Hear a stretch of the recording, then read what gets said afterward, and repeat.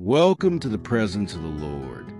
Today, we're diving into 2 Kings chapters 1 through 3 and Luke chapter 24 verses 1 to 35. And we're answering the question, how can we study the Bible effectively so that the Word doesn't just inform us but transforms us? Let's begin. 2 Kings 1. When you seek the wrong source. Ahaziah is seriously injured. Instead of seeking the God of Israel, he sends messengers to a false god, Baal-zebub. But God intercepts them through Elijah. Here's the first lesson.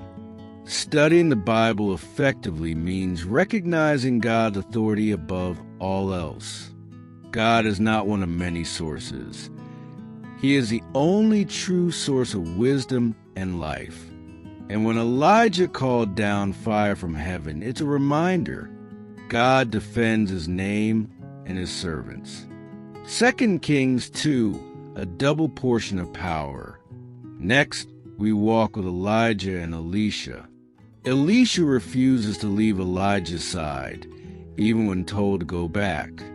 And when Elijah is taken up in a whirlwind, Elisha picks up the mantle. Here's the key.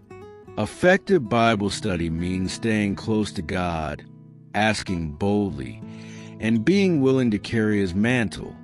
God is raising up the next generation, but only those hungry for more. 2 Kings 3, supernatural provision. 3 kings unite for war, but they run out of water. They turn to Elisha. God answers, not with rain, but by filling a dry valley with water. Obedience unlocks the miraculous. When we trust God, He provides from unexpected places. Studying the Bible is not about head knowledge alone.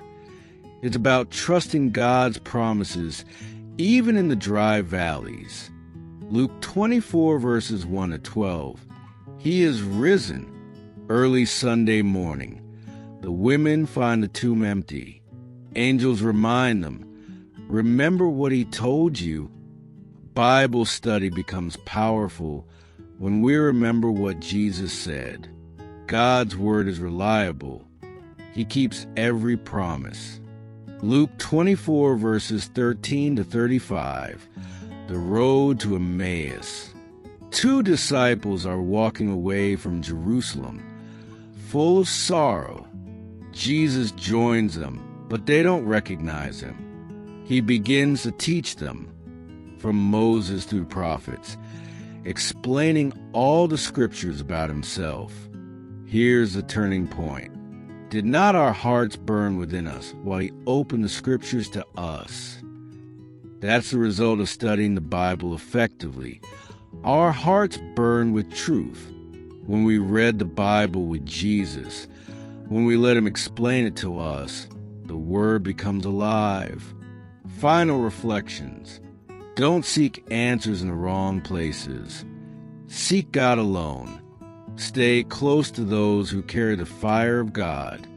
Obey, even when it seems dry. God will fill your valley. Believe the resurrection power.